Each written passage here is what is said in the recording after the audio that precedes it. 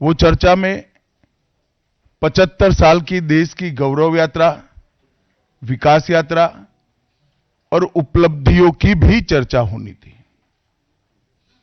ये तो स्वाभाविक है कि जब लोकसभा में, राज्यसभा में पक्ष और विपक्ष होते हैं तो हर मुद्दे पर लोगों का नजरिया अलग अलग होता है, दलों का नजरिया अलग अलग होता है, वक्ताओं का नजरिया अलग अलग होता है।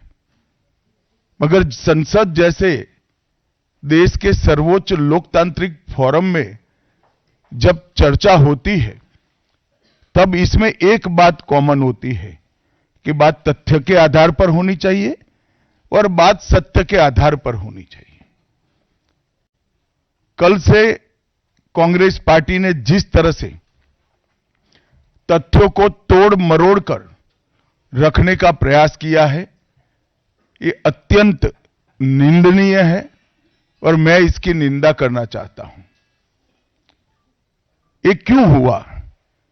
क्योंकि भारतीय जनता पार्टी के वक्ताओं ने संविधान पर, संविधान की रचना के मूल्यों पर, और जब जब कांग्रेस या भारतीय जनता पार्टी का शासन रहा तब शासन ने संविधान के मूल्यों का किस तरह से मूल्यांकन किया, संरक्षण किया और संवर्धन किया, इस पर फैक्ट के साथ भारतीय जनता पार्टी के वक्ताओं ने अनेक उदाहरणों के साथ जनता के सामने विषय रखे और उसमें वो तय हो गया कि कांग्रेस पार्टी आंबेडकर जी विरोधी पार्टी है, कांग्रेस पार्टी आरक्षण विरोधी पार्टी है, कांग्रेस पार्टी संविधान विरोधी पार्टी है, कांग्रेस पार्टी ने सावरकर जी का भी अपमान किया,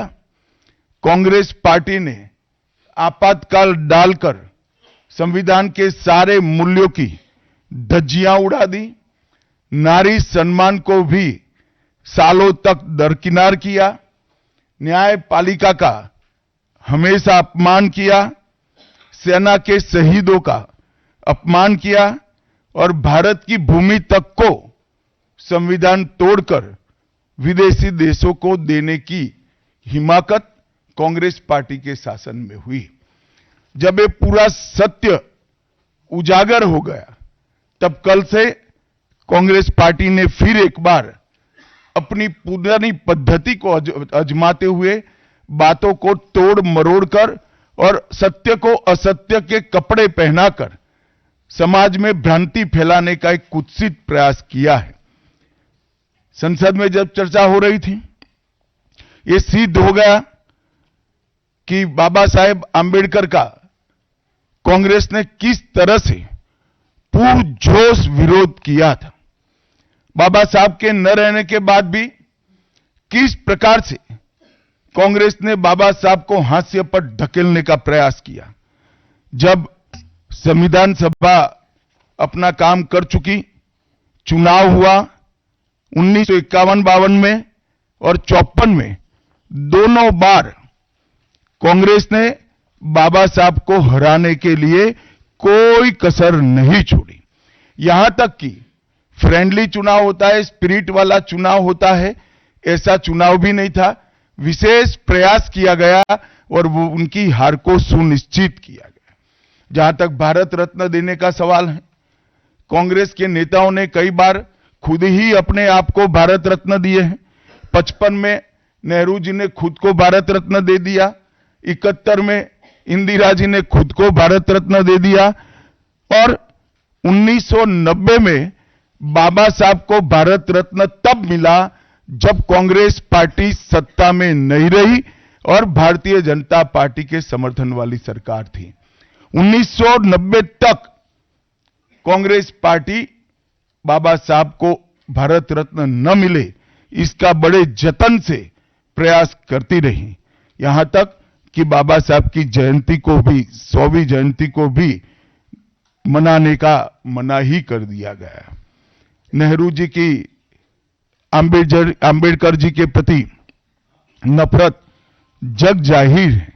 नेहरू जी की खुद की किताब selected works of Jawaharlal Nehru second series volume 16 इसके भाग 2 की पृष्ठ संख्या 532 पर एक पत्र का उल्लेख है, जब बीसी राव ने नेहरू जी को पत्र लिखकर कहा कि अंबेडकर जी मंत्रिमंडल से इस्तीफा देकर जाने का मन बना रहे हैं, तब नेहरू जी का ये जवाब था, अंबेडकर के जाने से मंत्रिमंडल में कोई फर्क नहीं पड़ने वाला है। अंबेडकर जी के महान योगदान का मूल्यांकन जवाहरलाल जी किस तरह से करते थे, इससे बड़ा कोई उदाहरण नहीं हो सकता। जब पंडित जी की एक और किताब को पढ़ते हैं, लेटर टू चीफ मिनिस्टर में एक उल्लेख है, बंबई के मेयर ने एक पत्र में बाबा साहब के अंबेडकर के जन्मस्थान मऊ में उनका स्मारक बनाना चाहिए, ऐसा सुझाव दिया। 18 जून 1959 को पंडित जी ने कहा, सरकार के लिए स्मारक स्थापित करना बिल्कुल सामान्य बात नहीं होगी, आमतौर पर स्मारक निजी पहल से किया जाता है।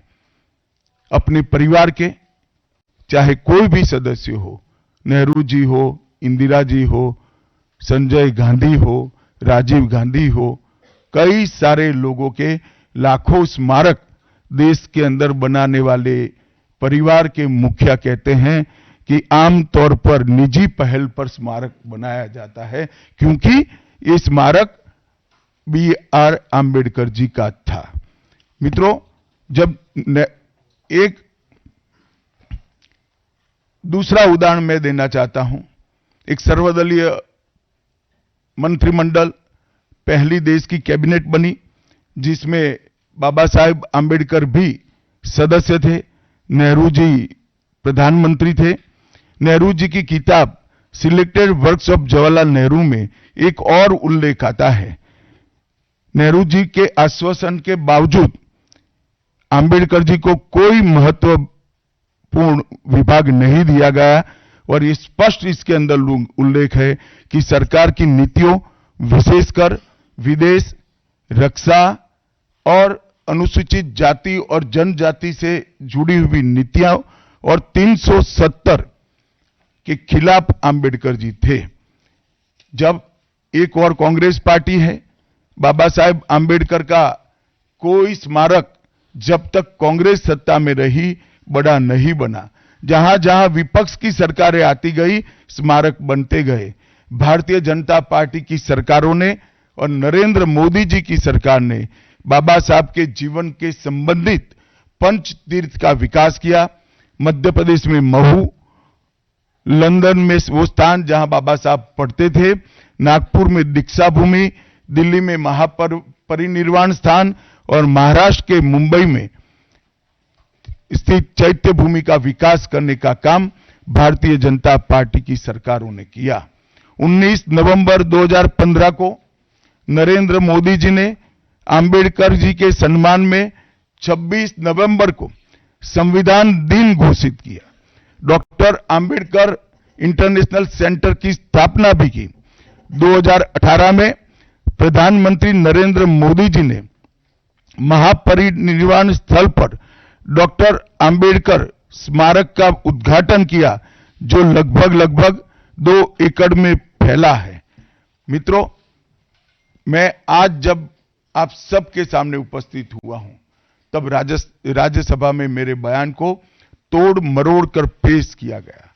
मेरा मीडिया के सभी मित्रों से आग्रह है, कांग्रेस ने सार्वजनिक जीवन में ये जो पद्धति की है कि बयानों को तोड़ मरोड़ कर पेश करना, हो हल्ला मचाना और भ्रांति खड़ी करना। पहले उन्होंने नरेंद्र मोदी जी के भी एडिटेड बयानों को सार्वजनिक किया। चुनाव जब चल रहा था, मेरे बयान को AI का उपयोग कर एडिट किया गया और पूरे देश में इसको प्रसारित करने का घृणित काम किया गया। और आज अंबेडकर जी के लिए मेरी बात को तोड़ मरोड़ कर वो पेश कर रहे हैं। मैं स्पष्टता के साथ कहना चाहता हूं, मीडिया को विनती भी करना चाहता हूं कि मेरा पूरा बयान जनता के सामने रखिए। मैं वो पार्टी से आता हूं जो पार्टी कभी अंबेडकर जी का अपमान नहीं कर सकती। पहले जनसंघ और फिर भारतीय जनता पार्टी ने हमेशा आंबेडकर जी के सिद्धांतों के आधार पर चलने का प्रयास किया है। जब जब भारतीय जनता पार्टी शासन में रही, आंबेडकर जी के सिद्धांतों का हमने प्रचार किया है। आरक्षण को और मजबूत करने का काम भारतीय जनता पार्टी ने किया है। इन्होंने जिस प्रकार से आरक्षण को भी विरोध किया, वो भी हम सब जानते हैं। पिछड़ा वर्ग आयोग, काका साहेब कालेलकर आयोग 53 में बना, 55 में रिपोर्ट आई, आज तक वो रिपोर्ट को लागू नहीं किया गया। 31 दिसंबर 1980 को मंडल आयोग बना, मंडल आयोग की रिपोर्ट आई। 80 में इंदिरा जी ने मंडल आयोग को ठंडे बस्ते में डाल दिया। 90 में जब गैर कांग्रेसी सरकार आई, तब मंडल आयोग की रिपोर्ट लागू हुई। उस वक्त राजीव गांधी विपक्ष के नेता थे और जब मंडल आयोग की रिपोर्ट लागू हुई, प्रस्ताव संसद में आया, राजीव जी ने अपने जीवन का सबसे लंबा भाषण ओबीसी के आरक्षण का विरोध करने के लिए किया। आज मैं फिर से एक बार आग्रह के साथ मीडिया को बताना चाहता हूं, सच्चाई को जनता तक पहुंचाना चाहिए। मेरी पूरी बात बहुत स्पष्टता के साथ, कोई कंफ्यूजन के बगैर राज्यसभा के रिकॉर्ड पर है। आज भारतीय जनता पार्टी के सैकड़ों कार्यकर्ताओं ने ट्वीट कर भी इस सत्य को लोगों के बीच में पहुंचाया है।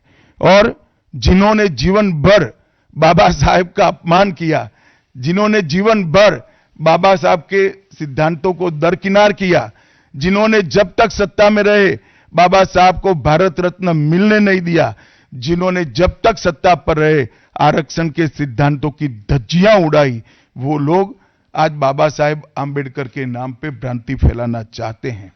मैं कांग्रेस के अध्यक्ष खरगे जी को भी कहना चाहता हूं, खरगे साहब, आपका तो कम से कम दायित्व तो बनता है, क्योंकि आप उस वर्ग से आते हो जो वर्ग के लिए बाबा साहब आंबेडकर जी ने पूरा जीवन समर्पित किया। आपने कम से कम कांग्रेस के एक कुत्सित प्रयास में सपोर्ट नहीं करना चाहिए था। मुझे बड़ा दुख है कि आप भी राहुल गांधी जी के दबाव में इसके अंदर शामिल हुए हो। मित्रों, आज जब हम सब यहां बैठे हैं, मैं फिर से एक बार कहना चाहता हूं, कांग्रेस के पास इस संविधान के ऊपर की चर्चा में बाबा साहेब आंबेडकर विरोधी कांग्रेस है, इसका कोई जवाब नहीं बचा। संविधान विरोधी कांग्रेस है, इसका कोई जवाब नहीं बचा। कांग्रेस आरक्षण विरोधी है, इसका कोई जवाब नहीं बचा। कांग्रेस सावरकर विरोधी है, इसका भी कोई जवाब नहीं बचा। कांग्रेस ओबीसी विरोधी है, उसका भी कोई जवाब नहीं बचा। आपातकाल का पाप कांग्रेस के ही समय में हुआ, इसका भी कोई जवाब नहीं बचा। नारी सम्मान का विरोध भी कांग्रेस ने ही किया, वो प्रस्तापित हो गया। न्यायपालिका का अपमान ही कांग्रेस ने ही किया, वो भी प्रस्तापित हो गया। भारत की भूमि को भी संविधान को दरकिनार कर विदेश को सौंपने का पाप भी कांग्रेस ने ही किया, ये भी प्रस्तापित हो गया। तब फिर से एक बार चिर परिचित अपनी पुरानी नीति पर कांग्रेस आई है और उन्होंने मेरे बयान को तोड़ मरोड़ कर आधा ही दिखाकर जनता के सामने रखना और भ्रांति फैलाने का प्रयास किया है। कृपया मेरा पूरा बयान आप सभी लोग जनता तक पहुंचाइए, तो दूध का दूध और पानी का पानी हो जाएगा। मैं उस पार्टी से आता हूं, उस संस्कृति से आता हूं, जो स्वप्न में भी बाबा साहब के विचारों का या बाबा साहब के स्वयं का अपमान नहीं कर सकते। हम जानते हैं कि देश के संविधान को समावेशी बनाने में देश के पिछड़े वर्ग को, दलितों को, आदिवासियों को, गरीबों को और वंचितों को न्याय दिलाने के लिए और देश के लोकतंत्र की नींव को इतनी नीचे तक गहरी पहुंचाने में बाबा साहब का बहुत बड़ा योगदान है। पूरा देश बाबा साहब के प्रति कृतज्ञता व्यक्त करता है। कम से कम हम तो ऐसा नहीं कर सकते जिससे बाबा साहब का अपमान हो पाए। और मैं फिर से एक बार कांग्रेस के ये कुत्सित प्रयासों की घोर निंदा करता हूं और जो संविधान पर दोनों सदनों में चर्चा हुई, कम से कम भारतीय जनता पार्टी की ओर से चर्चा का स्तर मेंटेन करने का पूरा प्रयास किया गया था, विषय पर बोलने का आग्रह किया गया था और तथ्य के साथ बोलने का आग्रह भी हमारे सारे वक्ताओं ने किया था। वो सारे प्रयास पर कांग्रेस ने पानी फिरा है और मैं मानता हूं कि देश की जनता इसके इस प्रयास को भी जानती है, उनकी मानसिकता को भी जानती है और उनकी कार्य संस्कृति को भी जानती है। धन्यवाद। रविंदर जी।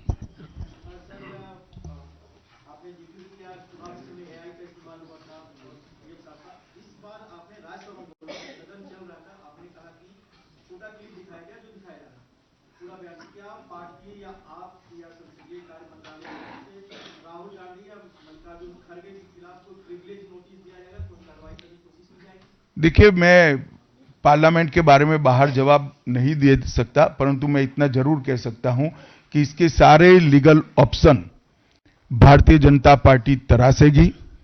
पार्लियामेंट के अंदर और पार्लियामेंट के बाहर क्या लीगल एक्शन हो